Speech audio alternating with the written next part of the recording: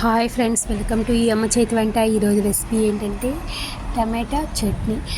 ఈ చట్నీ అయితే ఈ స్టైల్లో వచ్చేస్తే 2-3 డేస్ కూడా అయితే ఉంటుంది. ఈ చట్నీ ఇడ్లీ, దోశ, పూరి అన్నంలోకి అయితే వేడివేడి అన్నంలోకి అయితే చాలా అంటే చాలా సూపర్ టేస్టీగా ఉంటుంది. అంత టేస్టీ సూపర్ అయిన చట్నీ ఎలా చేసుకోవాలో ఈ వీడియోలో అయితే మనం తెలుసుకుంటామండి.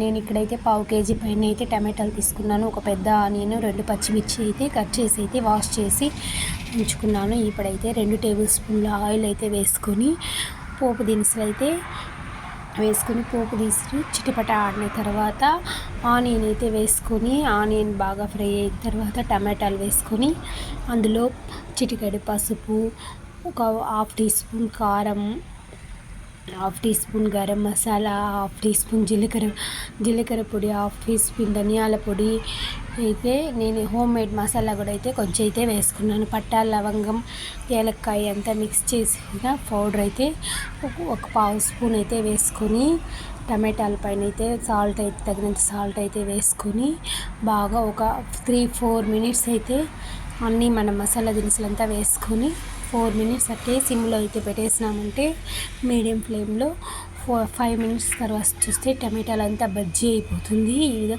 బజ్జీ అయిపోయిన తర్వాత మనం ఇందులో వాటర్ కొంచెం కూడా వేయకుండా బాగా ఫ్రై చేసుకుంటే 3-4 డేస్ వరకు అయితే నిల్వ ఉంటుంది. మనం వాటర్ వేసుకుంటే ఆ రోజు వరకు అయితే యూస్ చేసుకోవచ్చు.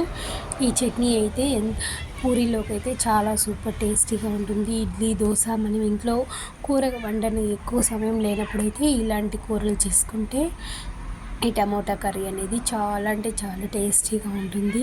ఇందులో మనం చికెన్ కర్రీకి వాడే మసాలా గ్రేవీ అన్నీ వేసినాం కాబట్టి టేస్ట్ అయితే సూపర్గా అదిరిపోతుంది. అంత టేస్టీ అయిన ఈ కర్రీని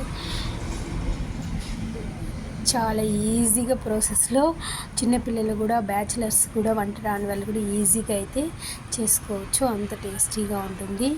ఈ వీడియో నచ్చిందంటే మీరు ఒక లైక్ చేయండి. మీ ఫ్రెండ్స్ అండ్ రిలేటివ్కి షేర్ చేయండి. మన ఛానల్ని సబ్స్క్రైబ్ చేసుకోండి. Thank you for watching. ఈ టమాటా చట్నీ నేనైతే ఇక్కడ పూరీలోకి అయితే యూస్ చేస్తాను. ఉదయం టిఫిన్కి అయితే పూరీ అయితే చేసుకున్నాను.